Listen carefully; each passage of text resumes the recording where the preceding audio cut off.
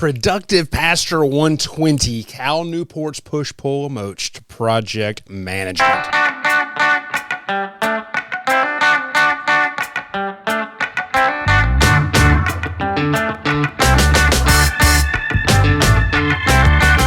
Welcome back, friends. Productive Pastor. It's Chad here. It's the place we gather together online and talk about ministry health through strategic productivity. I hope you've had a good week so far. Mine's been pretty good. It's been different, but it's just stoked to be here at the house. Stoked to be on the podcast here with y'all. A couple quick things before we jump in. Show notes can be found at revchadbrooks.com/pp/120. We've got some good resources in there, so make sure you check that out.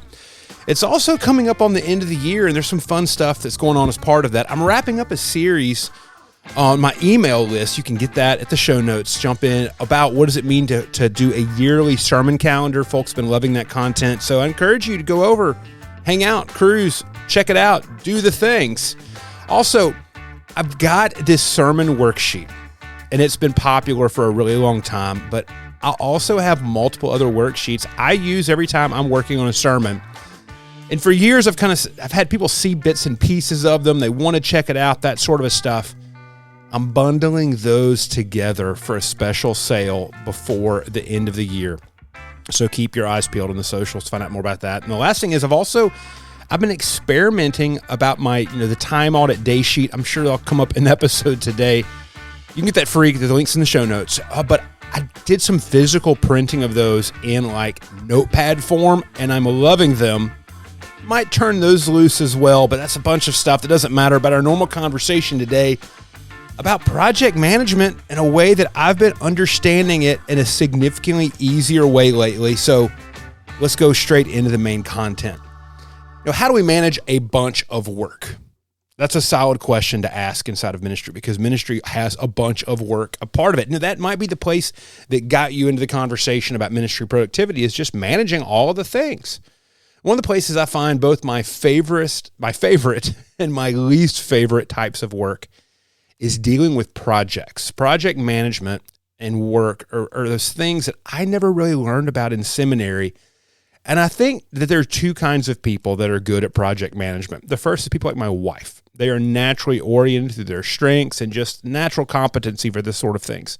They love details, and they find a lot of positive energy, even through the slow, minute work inside of larger things. Those folks tend to be good at project management. But the second is this: the people who have both convinced themselves that this is a skill to learn and have intentionally grown to learn how to do it. Projects are not something that people absolutely cannot do. If they struggle with it, what I've found is they simply haven't learned how they do it. And depending on your role, you probably have a different sort of responsibility for projects. But any sort of a larger project, I guarantee you it's something you're going to have in your scope of work. A project, to me, is any task that might take longer than a single work session to complete. Now, this is a very broad definition. In this episode, we're going to dig into the specific methodology from Cal Newport's book, Slow Productivity, which I found to be very helpful. Warning, I'm about to say Cal Newport a lot over the next 15, 20 minutes or so just be prepared. But I think that he possibly is one of the best people to read if you're interested in any sort of productivity. And his podcast is great. So if you're a productivity nerd and you haven't discovered Cal Newport yet, I'm going to send you down your favorite new rabbit trail and distraction.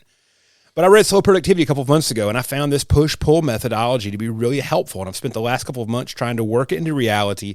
And I want to share with you some of the things I've learned as part of it and how you can put it into a ministry workflow. Now, Cal Newport defines a project as a pursuit that requires deep work, generates new value, and can significantly advance your professional life. I like that definition because it helps us understand the value of projects. It can be a mental kick in the pants, which allows us to realize that even though it might not seem fun, projects are things that matter and can help us move things forward.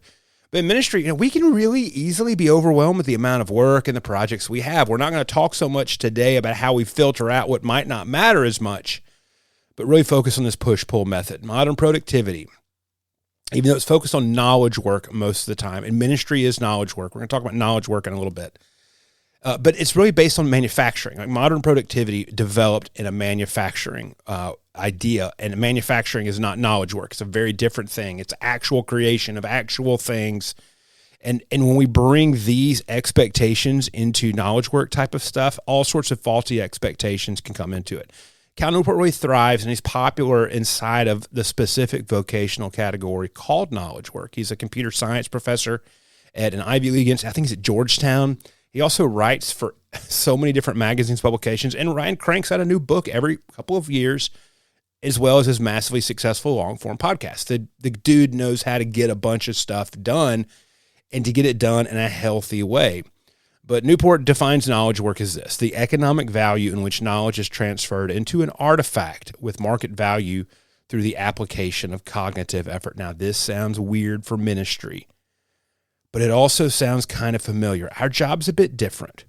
You know, we're not always making a physical thing, although I would argue that writing a sermon is a physical thing. And it's not all of ministry, but it's a decent part of ministry. And this really brings into light the bigger idea I talk about in Productive Pastor of learning to be responsive rather than reactive. You know, Newport goes on to define managing knowledge work as a philosophy for organizing knowledge work efforts in a sustainable and meaningful manner based on the following three principles. Number one, do fewer things. Number two, work at a natural pace. And number three, obsess over quality. And so he goes on to talk about the anxiety that comes from an overfilled schedule in knowledge work. He says this: if we suffer from overly ambitious timelines and poorly managed workloads due to fundamental uneasiness with ever stepping back from the numbing exhaustion of jittery busyness. Man, that gut punch right there, gut punch. And the thing is, you know, I've had a lot of remarkably similar conversations with ministry leaders. They're like, I'm always doing this and doing this and doing this. You know, we're context switching. It's all the stuff we know is horrible for our productivity. And productivity it's related to mental cognitive load. You know, that's where, as Newport calls it, the numbing exhaustion of jittery busyness comes into play. You know, if this sounds interesting or if this sounds way too familiar, read Slow Productivity. I will link to it in the show notes. Great book. But okay, enough intro stuff about this. Let's go into this push-pull methodology, what it is. And it's really about this: how do we manage a bunch of work? One of the places, like I said earlier, I find my least favorite and favorite types of work is dealing with projects. Project management and work is one of those things I didn't learn. It's there. It's a thing. I've talked about that earlier. But I mean, it's something that it's important for us to think about. So the basic idea of the push-pull methodology is this. It started at the Broad Institute, a joint venture between MIT and Harvard. And they'd invented this new method to sequence genetic genes, and it became so popular, it was massively overwhelming and developed this huge, large backload at the research center. What they found out was there were certain stages of the process where the bottleneck was happening. And in the old style of work, in a manufacturing idea, you're always pushing things along to the next step or person. So think about an assembly line. You know, somebody else is always giving you the next thing to do. So in a push-based sequence, work is being pushed to you. In a pull-based sequence, you only pull new work in when you've had the space and times to do so. And what the Broad Institute figured out was if things began piling up, it was the steps beforehand. They would slow those things down, and they would accommodate a different timeline. And it sounds a lot like the same thing, but it requires an awareness of how long it actually takes to accomplish something. You know, in ministry, we can easily be overwhelmed with the amount of work and the projects we have, and we're not going to, to think through that. But in ministry, we have to manage programmatic madness. There are multiple big and little projects we go throughout the week, along with the teaching and the care load. And if ministry sometimes feels complicated, it's because it is complicated. You know, a lot more so than it was 50 years ago or even 20 years ago. My first church job I ever had in college was functionally pre-internet. Like the internet was there, but I think I might have used an email twice or three times the year that I was that youth minister there. And when I stepped into campus ministry, 2005, I think, Facebook was only a thing for college students, and you had to have a .edu email account to have it. And around half the staff had it, but the other half didn't, because we graduated after Facebook came to college. I was one of the handful of staff that did have it.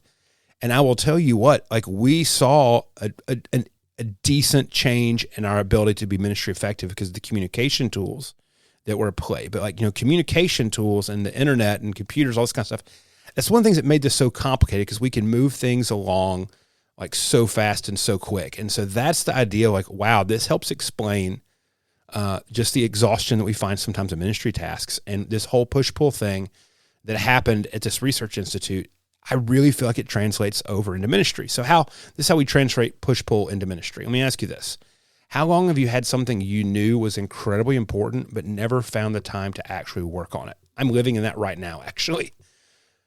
But what Newport says is that we become so overwhelmed with small things that we never find the time to work on the big things. And I'm not going to talk about time block planning here. It's another big Newport idea.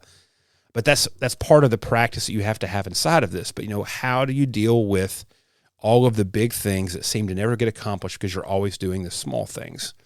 Now, that means usually we're in reactive mode. And when we're in reactive mode, there are a few emotions that are present in ministry. And then first one is this. It's just stress. We jump on the small things to try to put the fire out.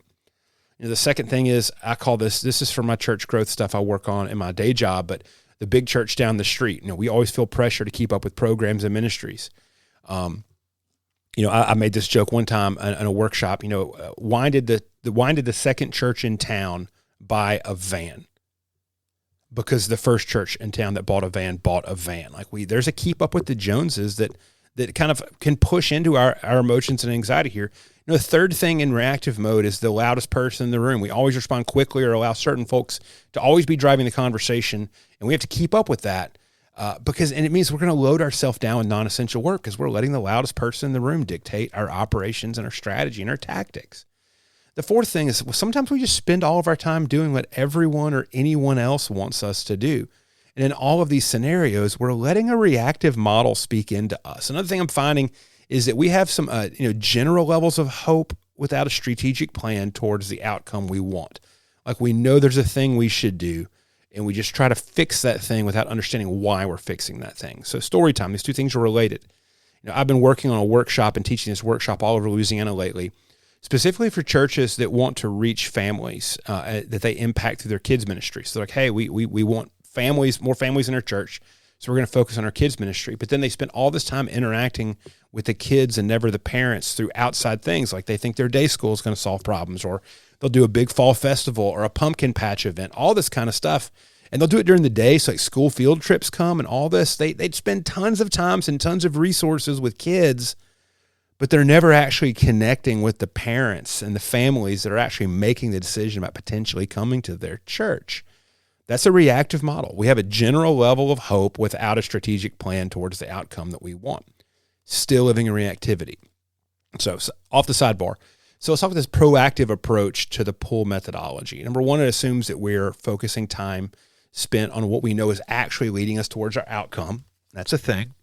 There's also a strategic primacy to this. One time I was in ministry, we had been redoing this space, and we knew the cheapest place for us to get the furniture we wanted was an IKEA. And IKEA would never, so there was problems with like their credit card system, and then shipping was expensive. And so I finally realized the best way for us to do this is for me to hook up a trailer to my truck and drive 5 hours to the latest IKEA, buy this stuff, and then drive back. And I remember one of my leaders was like, Chad, the last thing we need you to be doing right now, because this was during a huge busy season at the church, the last thing you need to be doing right now is burning a day and a half driving to Dallas and back to pick up furniture. Like, that's not what you need to be focusing on. I was being highly reactive to the problem, and I was I'm just going to fix it myself, which is never a healthy phrase to use. Another part of the proactive approach to this is there's a deep awareness of our time and our ability to work. How long will this take me to do this? And it's usually a lot longer than you expect, even if you're focused on it, especially if you've never done it before. This is why I love a time audit. This is why I love using that day sheet to begin building up the idea of how long it will take me to actually do something and how to eliminate distractions and focus time doing it. And so here's the how-to side of where I'm working on the push-pull methodology. It's just pretty simple. All it means is I will pull projects into myself rather than allow them to be pushed onto my schedule. And what I found out is 9 times out of 10 in ministry, we're the ones who push it onto ourselves anyway. There's not an external force or person that's pushing this to us. And so, number one, a working and keeping system. It matters so much. I'm still using Trello for all of this, but it's a place to store these things and to add things to them, but to only bring them into the week when you need to. So working and keeping systems, there's an episode on this. Make sure you go check it out. So what I do is I maintain a solid list of holding projects in my keeping system. Now, sometimes these things stretch out over the course of months, and might not be able to touch it for a couple of weeks. So there's multiple people involved. And so what I've done is, I've got a list in my Trello weekly dashboard called holding. And if a project is active but not being worked on, I move the whole card into that holding stack. And that holding stack will move week through week for me. But the information is right there when the time comes for me to start working on it again. I also create another list in my weekly dashboard that's called the week. And at the beginning of my week, when I'm planning things out, if I have an active project that's going to be focused on directly, I move the card into that list first. My pull system starts there on that this week list. And I can pull cards into there from the holding list in the weekly dashboard, or I can go into my keeping system where I keep my whole year storage, and I can pull the card from that yearly keeping system onto that next week. Trello is just core to this practice. Third thing is I've started to learn how much time it takes me to do things in my current ministry situation, which is a new situation for me, and it's been rapidly changing. I know how long it takes to write a sermon. I've known that for years, but what I'm learning now is how long it takes me to write proposals, to do contracts, to write guiding documents, policies, as well as work alongside churches in a long and multi-step development programs. I can do things myself super, super quickly, but it takes others longer to do it because they've just not built up the capacities for that specific action. I had to learn that lesson quick. I think it can be done in a week. It probably can be done in a month, or most likely 6 weeks. And so I've had to adapt my push-pull system for that reality. Like I said, I tend to work on things really fast by myself, but if it's team-based, it's going to stretch out. I've got to know that as a reality. So I've got projects I could finish if I just went into monk mode and don't need anybody else to do something with it. But things aren't working out that way. I've got to have input from multiple people. And so learning how to estimate how long a project will take matters, and I'm building up those muscles right now. The fourth thing that I'm doing with this is repeating projects. And this is where I think the idea works really, really well in ministry. If we've done an event several times, like you're going to have a Christmas Eve service every single year, you can cut down on the length of time it takes to do this through systems and just simple operational knowledge. But those repeating projects and events, they need systems, and they need to build those things out to save time. I've learned over the years, especially with local church things, with events, what used to take me 3 weeks over the course of time can now get done in around 4 hours because I have systems built out. And when I'm done with something, it just slides back into my keeping system, and I can pull it back out next year. Fifth thing is this: have an accurate idea of how much time you will have that week to work on the project. You can see episode 72 and episode 78 on specific week designs. This is a really big thing for ministry leaders because sometimes you'll have a week with tons of margin and time to work on these things. And sometimes you'll have weeks that are absolute chaos. The chaos monster is in the building and you can't spend time and you can't focus on it. So if you're kind of declare you're pulling in a bunch of larger project work that week, you're going to be very, very disappointed. Cal Newport doesn't talk so much about this. He talks about shaving all unnecessary things out of your schedule a lot. And this is just not something that applies to ministry. And so I don't not read Newport because of that, but just learn to read through Newport maybe on those issues. The sixth thing is this: when a project does get dropped on you, it is pushed to you from some external source. And this is what Newport teaches. Ask the question, hey, at what level of priority does this need to be? Because I'm really scheduled out right now. I might could get to this in 3 weeks. Now, you might be the person discerning the pull occasionally, or it could be the sort of emergency that you really need to jump on it immediately. But when there is an external force or person or whatever, and you've got a good relationship, just flat out ask, hey, listen, when do you need this done? Or what will the priorities be? Because I'm kind of spoken for the next month. Is it going to be a problem if I cannot start on it until then? That's deep, proactive, and responsive approaches to things instead of reactive. And that might be the most difficult part of this process for ministry leaders, is to understand that. But the bare bones of this whole thing is that you've got a finite amount of time and mental energy to spend on projects. There's going to be external forces involved. And you have to be the one to decide how much you can handle and when you can put it into your time. The working keeping system is big here. Go check out that content, because to me, it really forms the backbone of this approach. Don't context switch. What I've also learned is I can have one big project that's major and overarching at a time, and I can have 2 or 3 ones on my active schedule, and that's it. And so I've got to have the discipline to, honestly, to say no to things, which is a problem for me, and then also not to get some cool idea I think like that sounds fun, and I'm going to divert my energy into it because the new thing is more fun. For me, the internal pressures for the push-pull or significantly more impactful than the external pressures that could affect a push or pull. So think about push-pull.